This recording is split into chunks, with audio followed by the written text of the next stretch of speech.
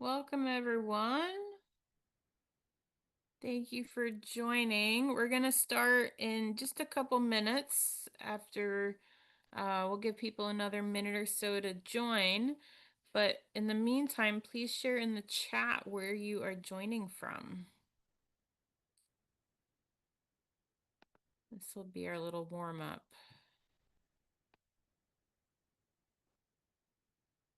We love to see where in the world, all the corners of the world that y'all are joining from.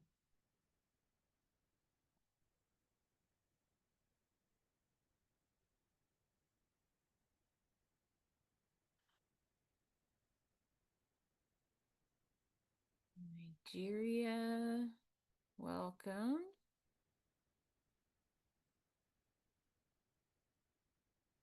India, awesome.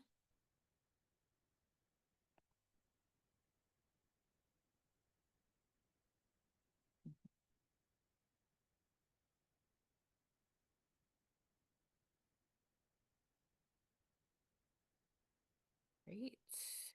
India, Ecuador, Tanzania, Poland. Here we go. Awesome. Welcome, everyone. We're going to go ahead and get started here. We've got a lot of really good content for you. And we want to save time for questions at the end. Let me get my notes here just a second. All right, so good afternoon, good morning, good evening. I know you all are joining from all over the world, literally. We're so excited to be here with you in our 5th year of the Youth Innovation Challenge, and it's always exciting to see there's so much interest. And we're just always inspired to see the incredible creativity, the passion, and everything that comes through your submissions each year. And so we're really thrilled that you're considering applying, and we really, really hope that you do this year. The goal of this webinar is to help you all learn more about the 2025 Youth Innovation Challenge and what makes a strong submission. We'll also have plenty of time at the end to answer questions. And I will say we started going through the questions submitted in the registration form, but if we do not get to your question during the webinar, please ask it at the end. And any questions that we don't get to, we'll also, we're happy to answer over email as well. And this session is being recorded, and we'll share the recording of this within the next few days. You'll receive it by email since you registered, and it'll also be on the YIC homepage. So next slide. So what we're going to cover today is we're going to really quickly introduce ourselves. We're going to talk through what is the Youth Innovation Challenge, give you some tips for submitting a strong application, and then we might stop throughout for questions, but definitely we're gonna have time for questions throughout and or at the end. And so a little bit of housekeeping. So we do encourage you to type your questions in the chat throughout. We will try to pause for questions. So if it's easier for you to unmute and to say your question out loud, that is fine. But we will also be monitoring the chat. So if you have a question, feel free to share that in the chat. To help us avoid any background noise, please keep yourself muted when you're not speaking.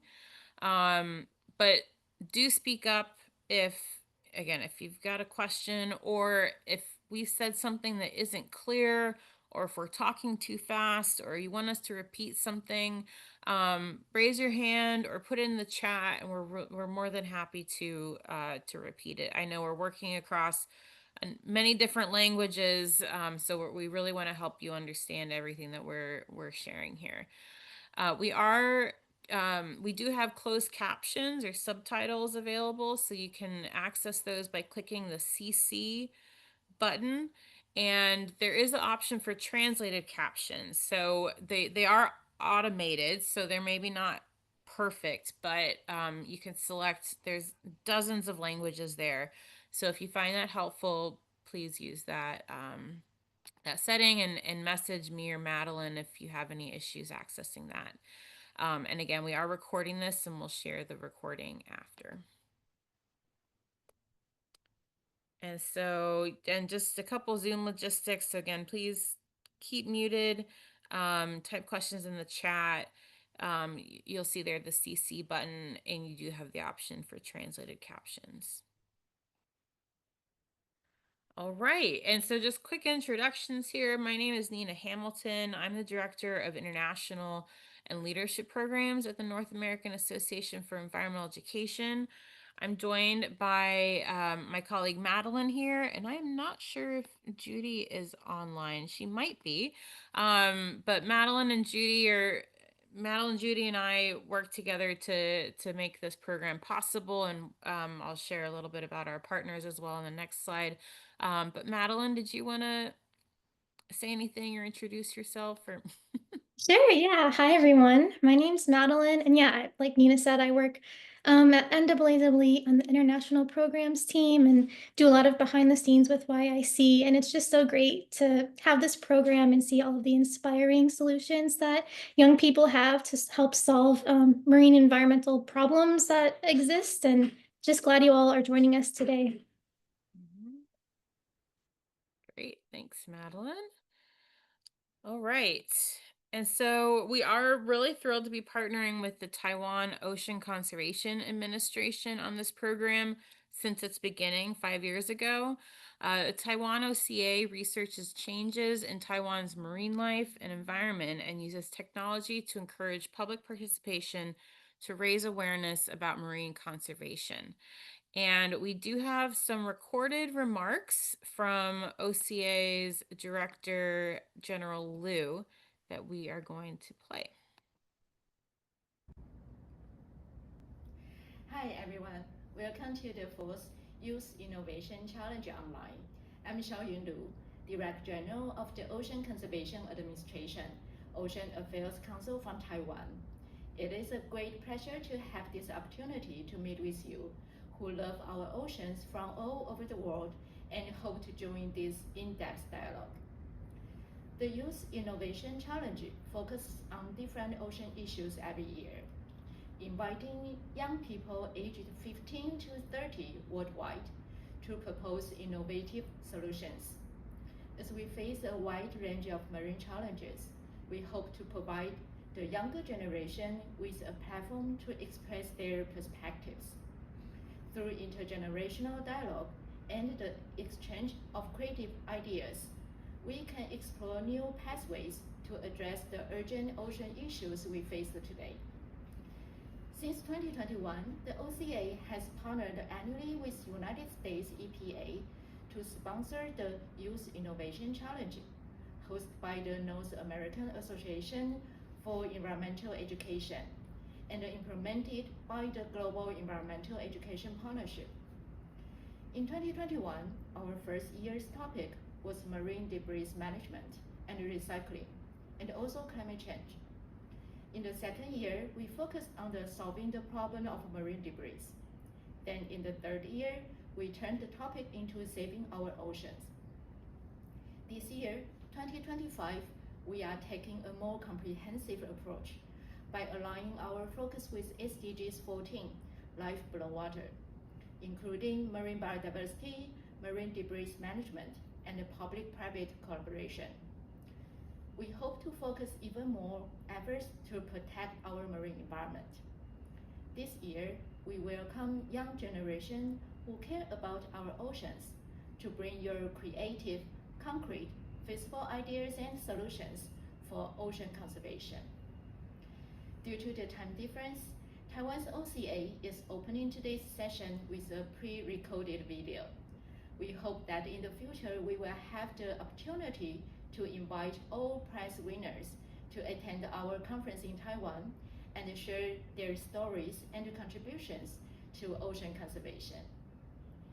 Before the end of this video, I would like to once again to express our sincere gratitude to the NAAEE and GEEP for providing platforms that allow these outstanding young individuals to showcase their ideas and put them into actions. Wish everyone a productive and inspiring discussion today. Thank you all, and hope to meet you soon in the near future.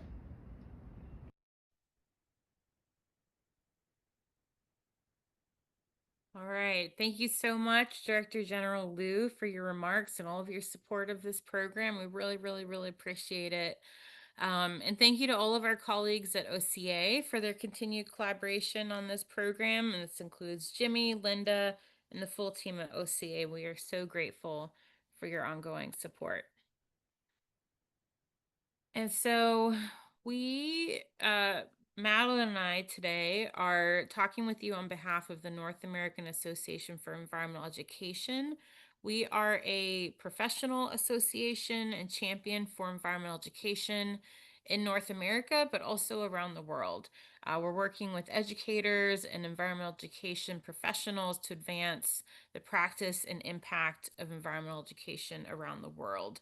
And our mission here is to use the power of education to advance environmental literacy and civic engagement to help create a more equitable and sustainable future for everyone. We really believe in the power of environmental education to help equip people with the skills, the knowledge, the tools that they need to be more active citizens and to be good stewards of our environment. And we have a wide range of programs working to build leadership, strengthen networks, linking research to practice, and a lot more. And so I really encourage you to take a look at our website. We have an incredible range of resources, guidelines, toolkits, blogs, and we have a networking platform as well that I encourage you to look out for, that I encourage you to explore because it really is a great resource. And this challenge is made possible by the Global Environmental Education Partnership, or GEEP, and NAAEE is the secretariat for the GEEP.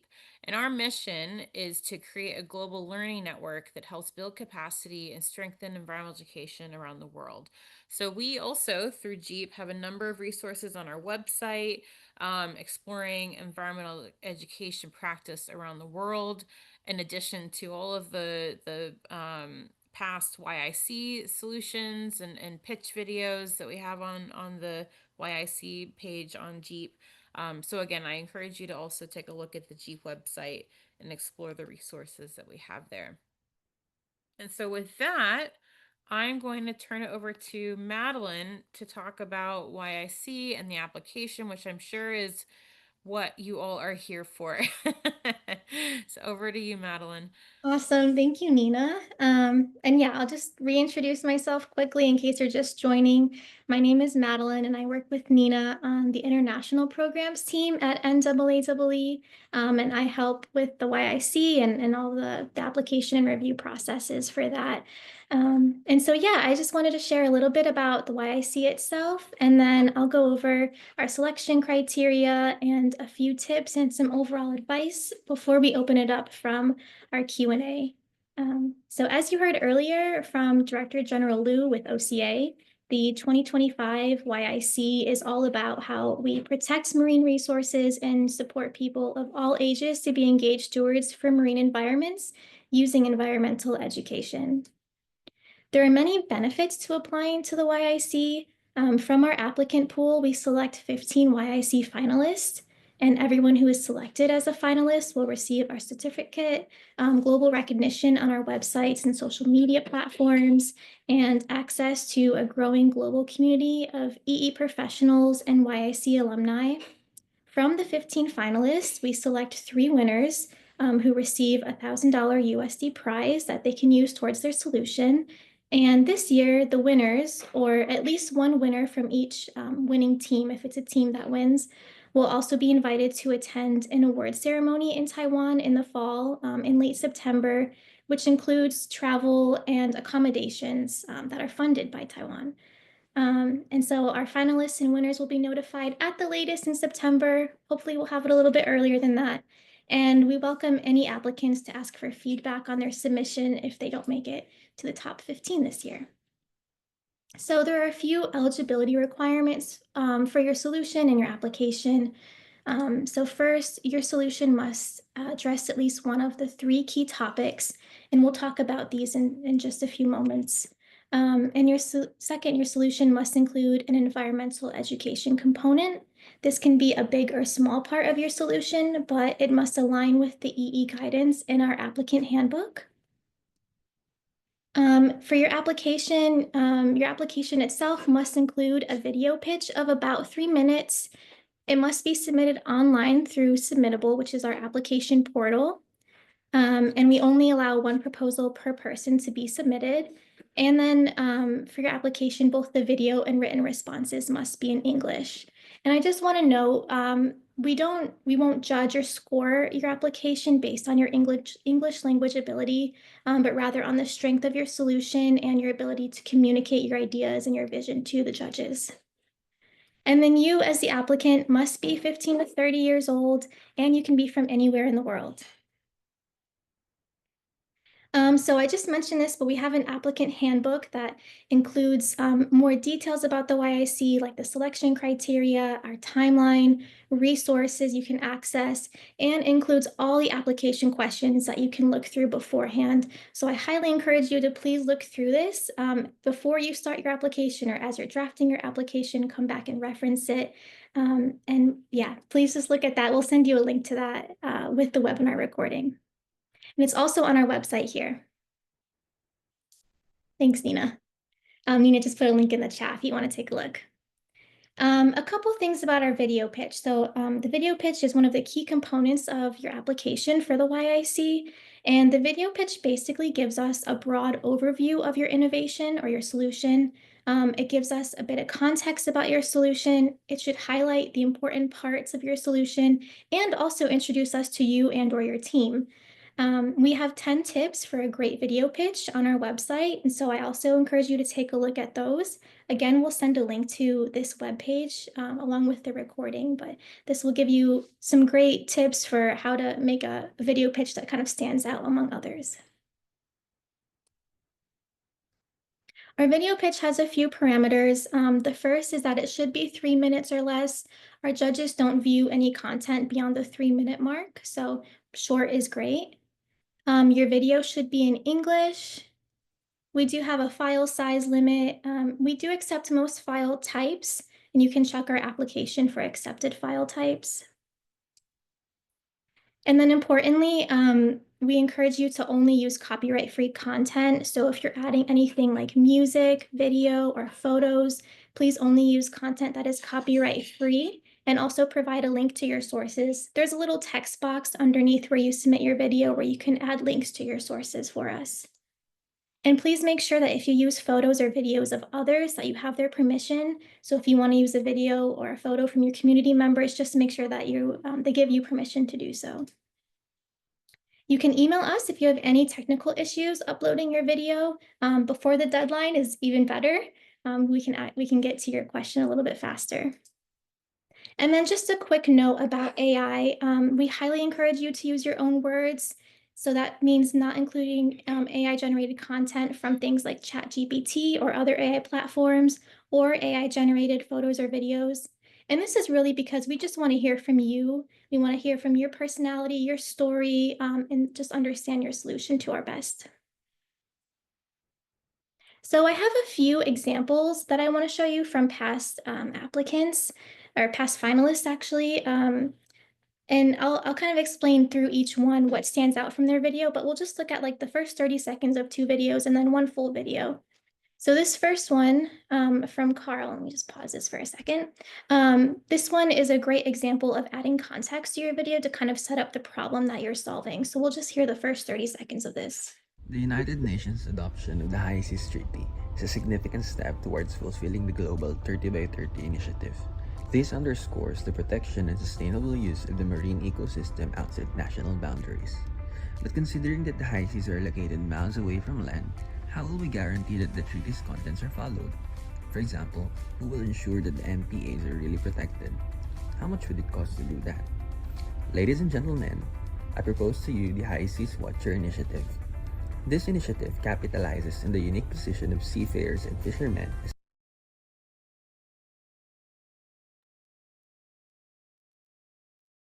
Yeah, so Carl's video does a great job giving us some background info, kind of setting up the problem that his solution will address.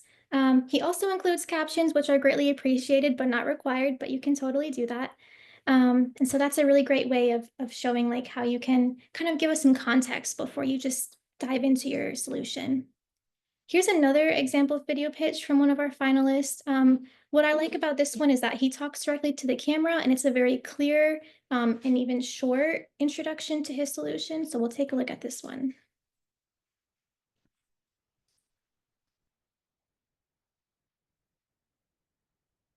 Hi everyone, I'm Matthew P. Rogers. I'm a Jamaican and a marine biologist at Key Farms. Key Farms are a regenerative ocean farm. We're growing seaweed, oysters, and other marine products. And for these products, they have many wonderful side effects. In producing them, we manage to sequester carbon from the environment, reduce excess nutrients. So again, what's great about this one, what our judges really liked is that he talks really clearly. We can hear him great. He just speaks directly to the camera. So don't feel like you have to add anything additional to your video pitch. It can just be you and the camera talking to us. You're welcome to add in small bits of text or B-roll footage if you want, but we don't have like really strong requirements for making it a really like fluffy video. Just you is fine. And then this final one we'll just share is a great example of just letting your personality shine through your video pitch.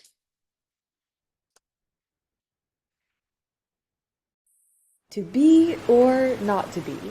The oceans ask, and the answer may be up to us. Hi, my name is Kyo, I'm a high school student, and I want to create change for marine pollution using the performing arts, using creativity, positivity, and a fresh perspective. But theater productions can generate huge amounts of waste, from printing materials, creating costumes, props, and designing sets. Well, here is my solution. A school theatrical project, The Ocean Story, designed to mitigate the impacts of marine pollution in every single stage of the production, from scripting to performance to education. The very first step is a beach cleanup. The entire school community will collect litter from the shores or extract microplastics with filters, then separate collected litter into one of three categories: garbage, recycle, or material, which will later be used to create costumes, props, and sets. During the cleanup process, environmental education would take place in classrooms and in the real world to teach the school community about the impacts of marine pollution in a region and in the world. The goal of the project is to help marine pollution on a direct level, but it's more than that. It also aims to educate students and catalyze passion. This project can equip youth the very first tools they need, awareness and initiative, on their journey of fighting the climate crisis. This learning is also carried out through step number 2, scripting. The focus of the ocean story is, of course, to tell the story from the ocean's perspective. So, students and staff would undertake the challenging but rewarding responsibility of scripting in order to create an exciting and educative play. Whether the production focuses on the history of marine pollution or takes a deep dive into impacts on wildlife, writers can learn more about the endless blue sea. Step number 3 is to design costumes, props, and sets, mostly using the aforementioned litter collected through beach cleanups. Dresses designed from wrappers, swords made from bottles, or houses painted with microplastics, the possibilities are endless in the creative minds of youth.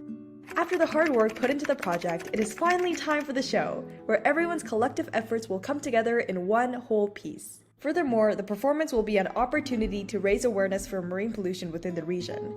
The ocean story will imbue thought, leading to discussions, leading to action, creating a positive ripple effect for the wider community. The profit raised from the ocean story, through ticket sales or even donations, would be used for the conservation of marine health. Whether that means donating to charitable organizations or funding educational resources, the project will come full circle and encourage students to learn more and take action. Students will be given a voice for the future of our Earth and have a direct impact on our community. Sometimes all we need is a little creativity, positivity, and fresh perspective to get us started. Let us learn from Hamlet that tragedies can be avoided, and so we say to the oceans now, be.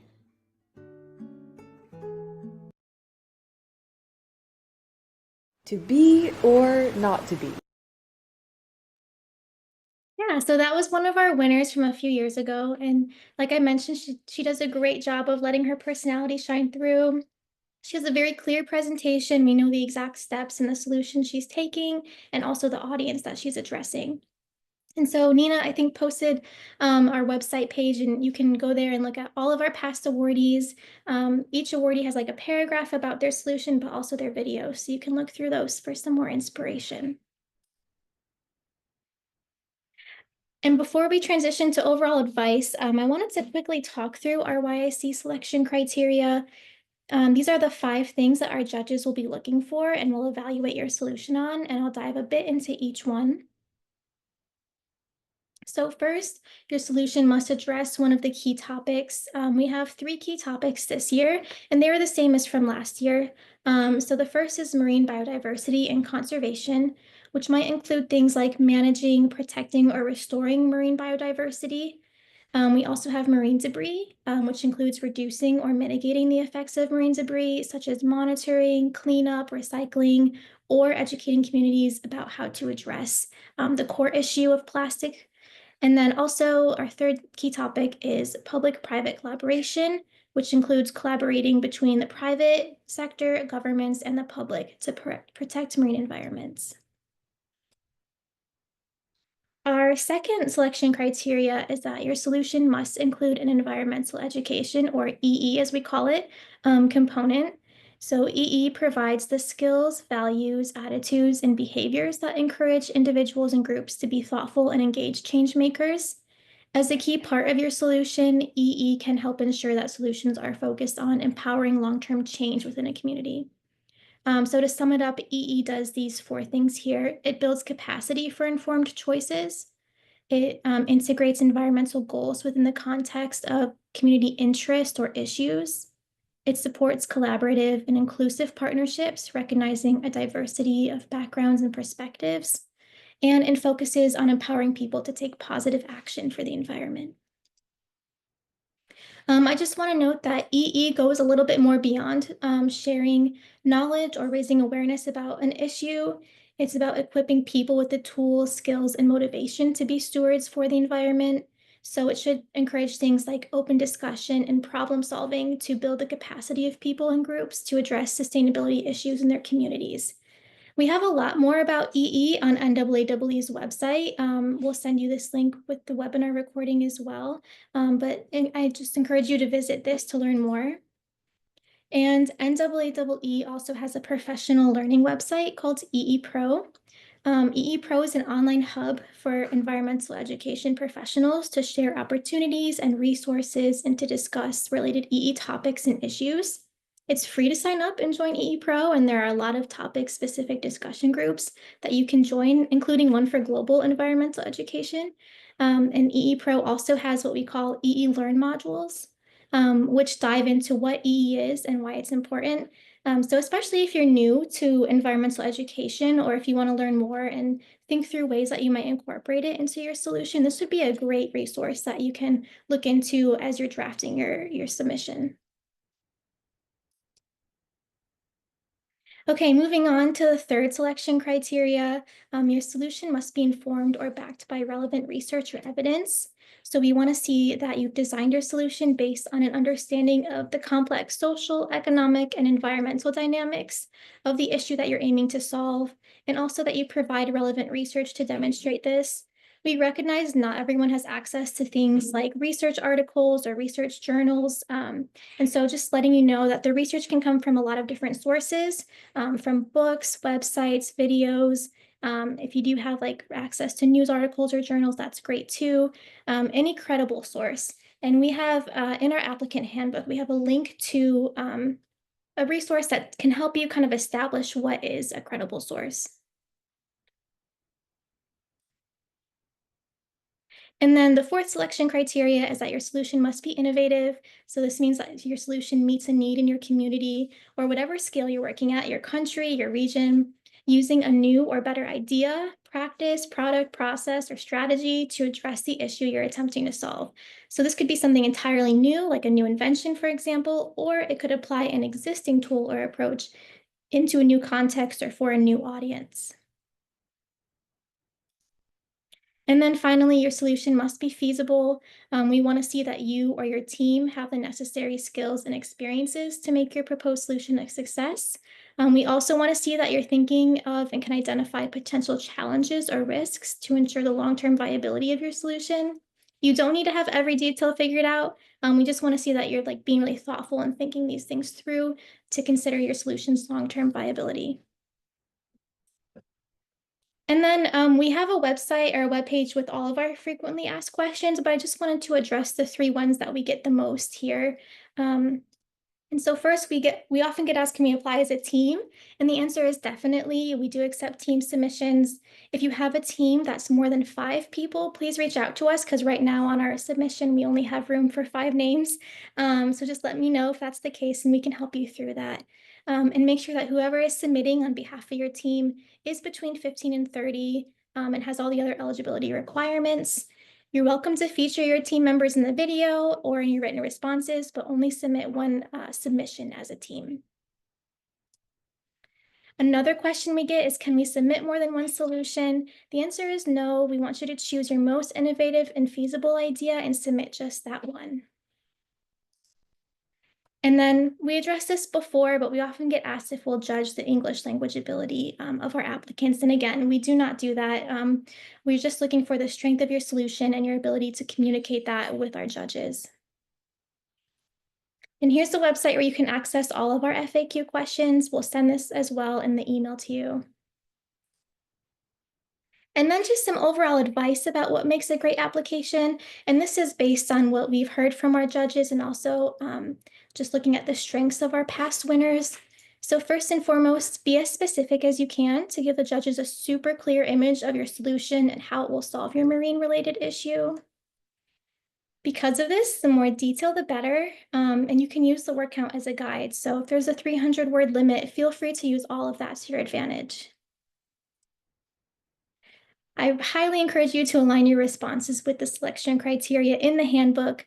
This is what the judges will use to score your solution. So please go back to the handbook as you're drafting your submission and look through those just to make sure that what you're submitting is aligned with what we're looking for. And then overall, tell us your story. We want to know about your solution and how it will help create a more sustainable future.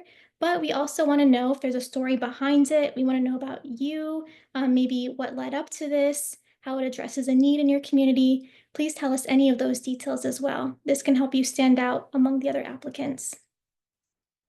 And then please submit by June 30th. And if you anticipate having technical issues or you have questions, the earlier you can ask us for help, the better, the faster we can address your question. Finally, one of our winners from last year, Brigida, would like to share a few words of encouragement for you all. So here's a quick video from her. Hi everyone, my name is Brigida Gunawan from Indonesia. I am one of the winners of the Youth Innovation Challenge of 2024 with my project called Diversities, where we're bringing the ocean into classrooms using virtual reality storytelling, as well as lesson plans and in-person restoration events, including coral reef restoration.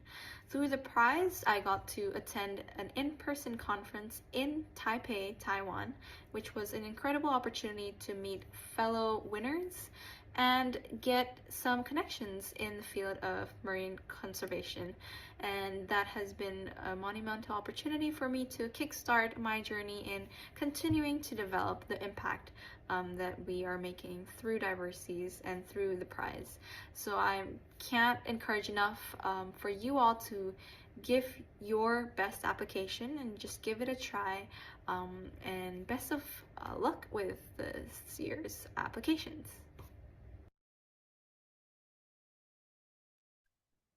Awesome. And then just a few resources. We'll send these, like I said, we'll send these in an email to you along with the recording of the webinar.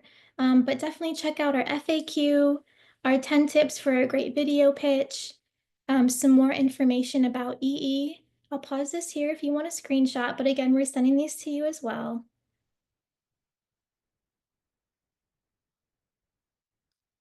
And then a few more. Read and watch our past YIC awardee innovations to learn more and get some inspiration. Please read the YIC applicant handbook.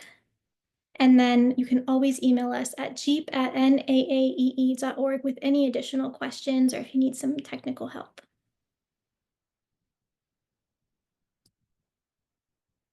Okay, and with that, we'll open it up to any questions. Great. So I've been fielding a few questions here in the chat. I'm just going to go back through. So I know this chat is moving kind of fast to make sure that everyone. So one question was, I'd like to know exactly what type of documents we need to send. So I pasted in here the link to the online application that Madeline mentioned. And there will be a series of written responses and a video that you need to submit, as Madeline went through with the video tips. And the applicant handbook lists all of the questions that you'll have to answer. And the applicant handbook and the online application also include word limits for each. So there is a word limit for each question. There's also a time limit for the video.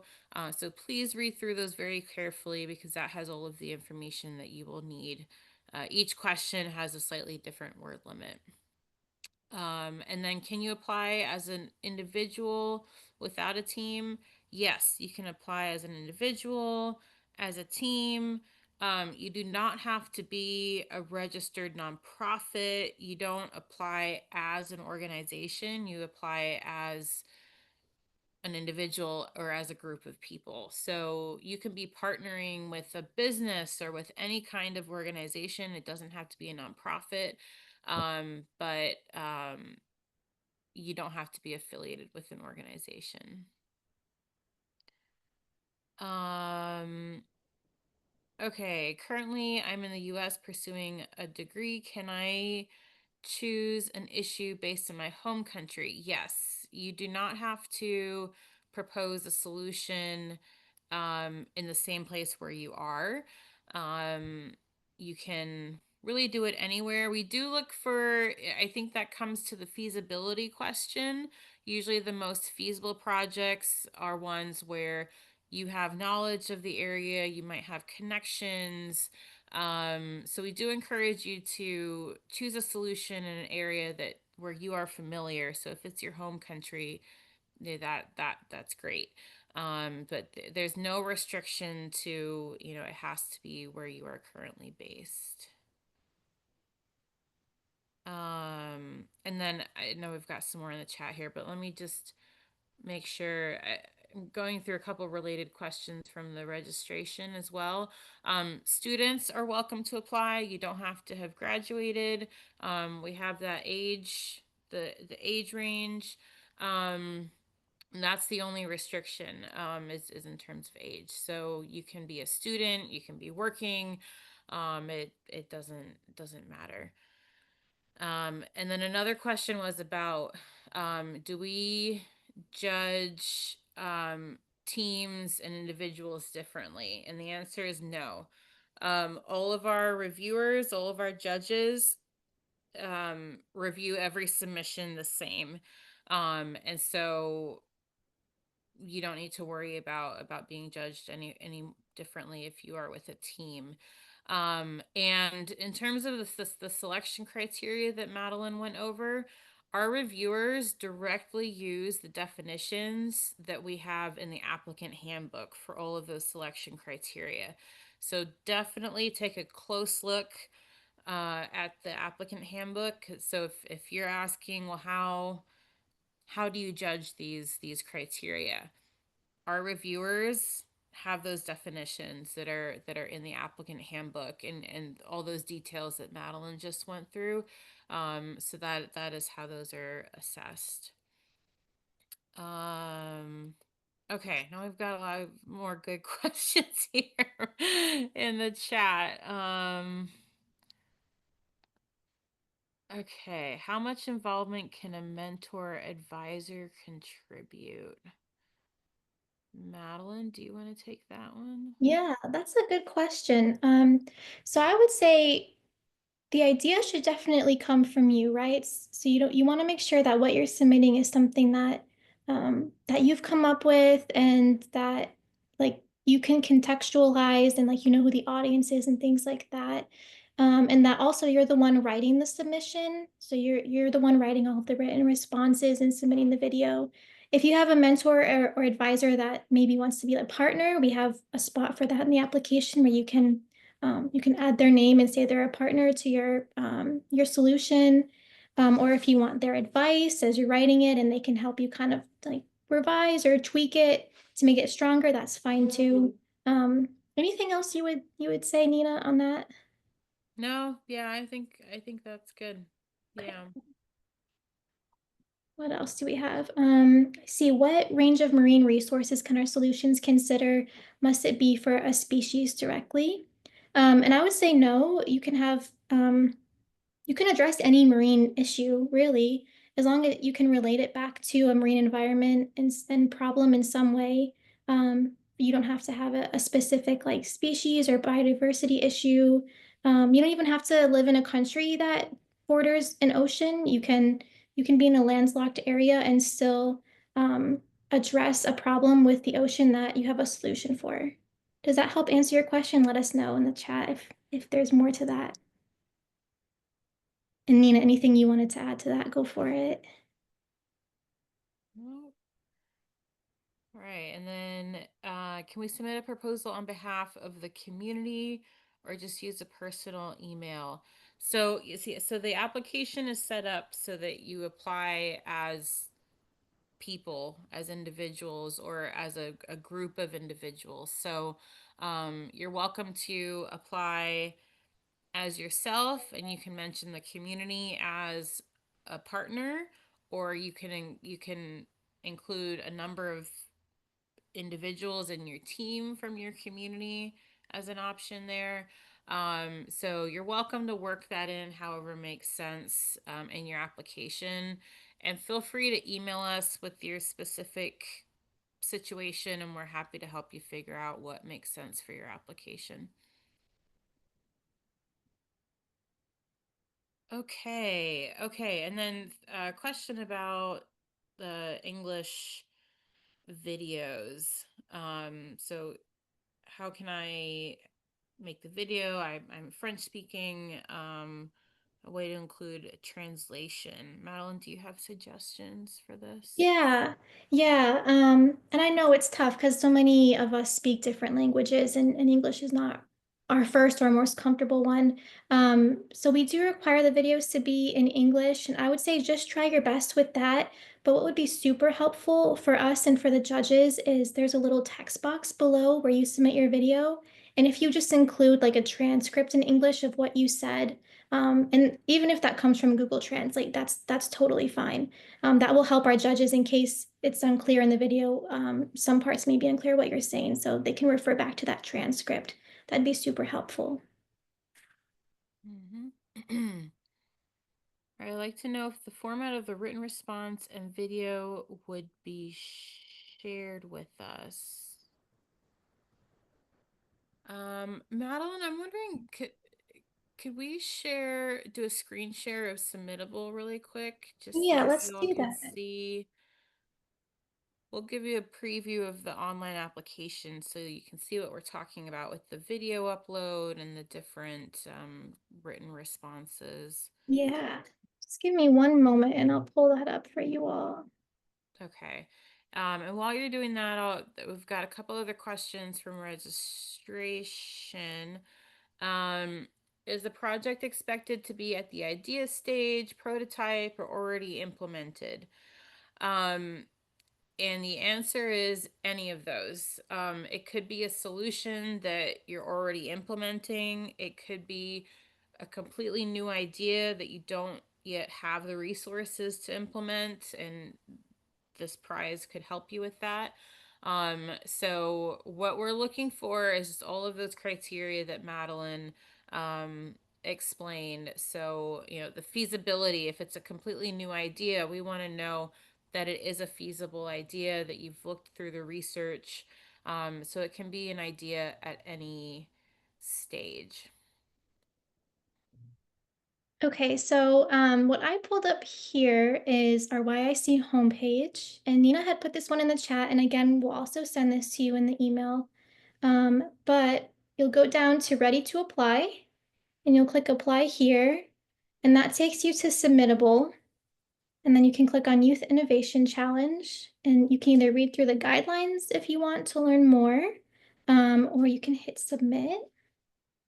And Submittable does ask you to log in, or if you don't have an account already, to make an account with either Google or just with Submittable. So I'm going to log into my account.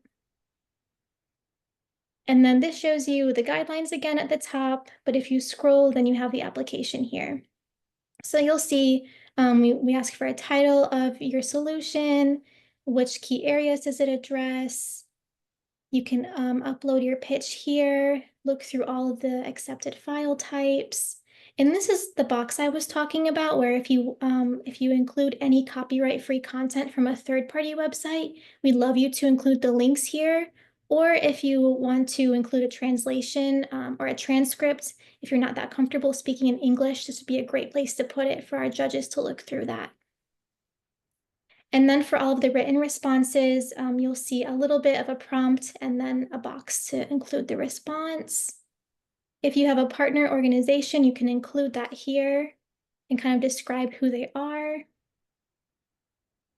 These are more of the written responses. And then just more information about you and or your team members. And just I'll note here, we do ask for everyone to sign a photo video release form. So you'll download the release form from this link. You'll sign it, take a picture, and then re-upload it here to the application. And then you can either save your submission as a draft if you're not done yet, or you can submit it. If you do submit by accident and you're like, oh wait, I need to go back, we can just email us and we can open it back up for you. Any questions about this specifically while we're here?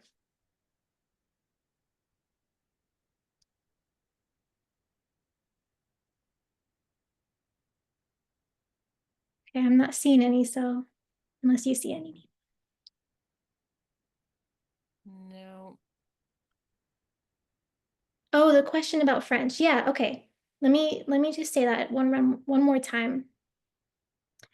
So for your video pitch, you'll upload the link here. And we do require the videos to be spoken in English, but I know that's not always a comfortable thing for everyone. So if you don't feel super confident with your video, you can, right here in this box, upload a transcript in English. And you can just use Google Translate if you want to type out your French version, for example, of what you said in the video, and then use Google Translate to grab the English version and copy and paste it here so that our reviewers can read it at least.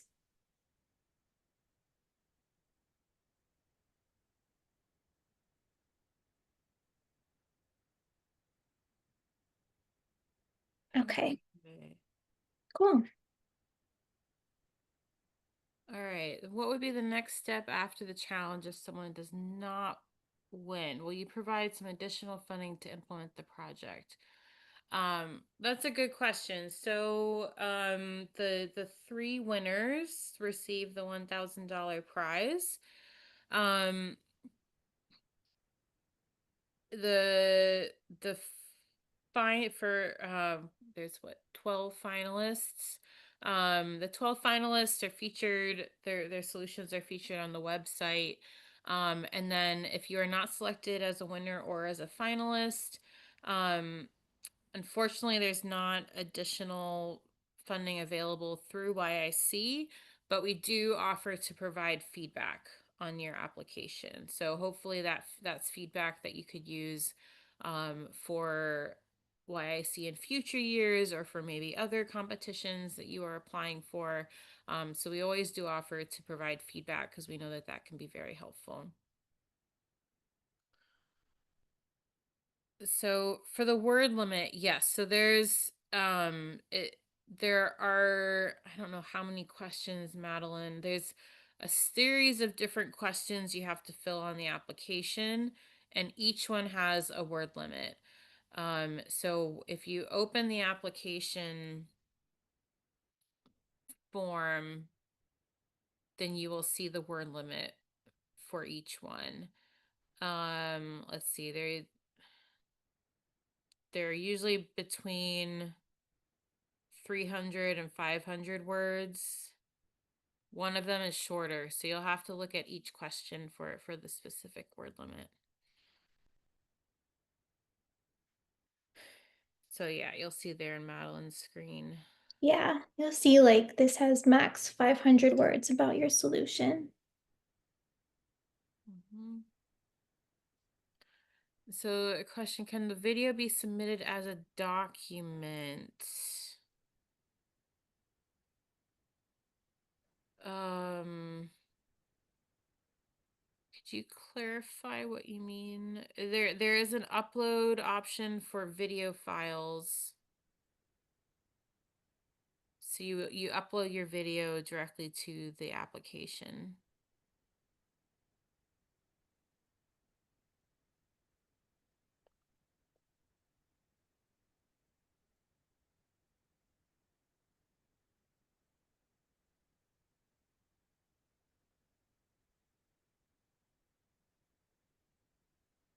And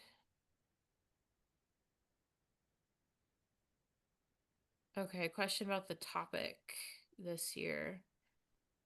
Oh yeah, let me reshare. The themes. Yeah. Let's reshare that really quickly. Just bear with me for a moment.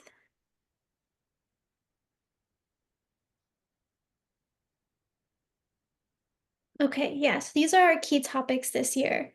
So what we're asking is that the solution that you're pitching to us addresses one or more of these key topics. So either marine biodiversity and conservation, marine debris, or public-private collaboration that has to do with some type of marine topic.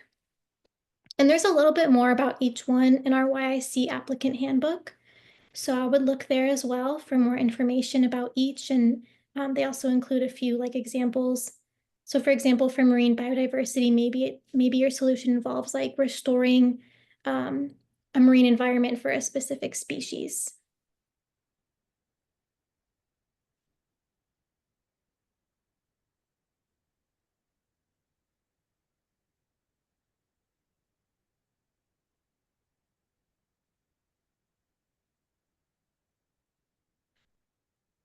Oh, Angelica, to answer your question, so you would record the video in English to the best of your ability, and then underneath the video in the box, you can put a transcript of it in English as well. Just in case you don't feel comfortable speaking in English, adding in the transcript might just give you a little more clarity for judges so they can read it as well.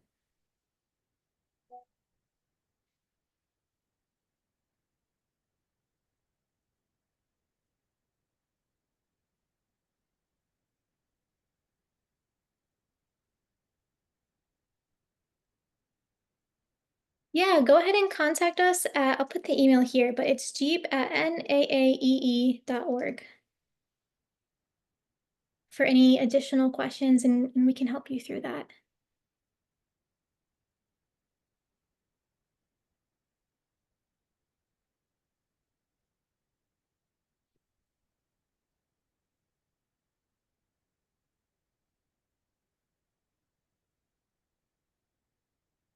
Great. And I'm gonna put once more the applicant handbook. I know there's a lot of resources here. And the online application. We'll share all of these in the email as well. I know there's a lot of information here to process.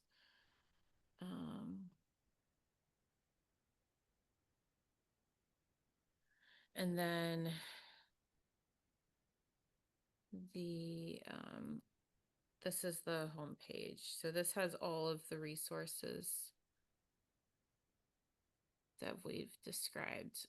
And then there's the 10 tips. I'll find that as well where I shared that because that is a really good resource.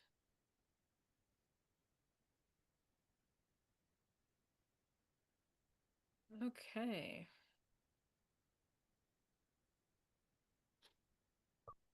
I don't Well, see any other questions, but again, please email us if you have any, and we're happy to help you. Nina, did you want to talk about this last opportunity before we close out? yes, definitely. So we have one other opportunity open right now that we thought might be of interest to some of you. The 2025 Global eSTEM Awards. So we have just opened the applications for this program that supports programs that build and use STEM education to help solve environmental problems. So this program provides grants to organizations that are using that through education are helping students to learn about how STEM can help solve environmental problems. And so applications are due July 2nd. For this program, you do have to apply as an organization, and it is open to nonprofits and to schools. So please review the website. The website has all of the eligibility information, but we do encourage you to take a look if this aligns with the kind of work that you are doing.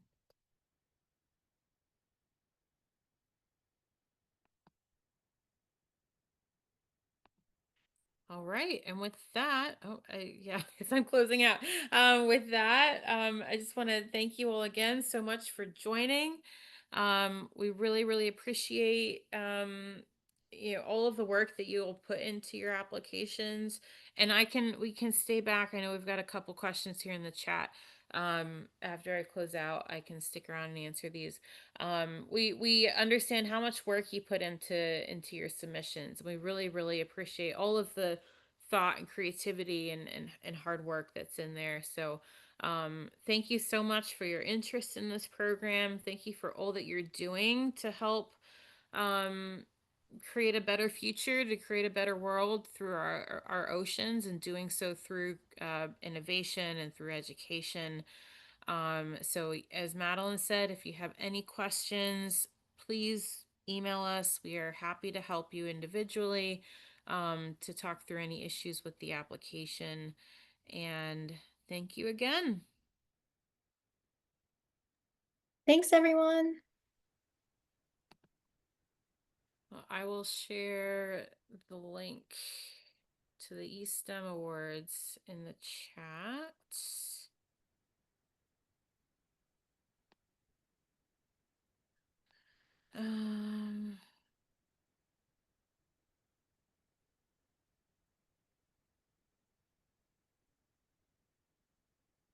All right, and then the question about sea change. So we are in the process of reviewing submissions, and I believe we're planning to notify everyone in July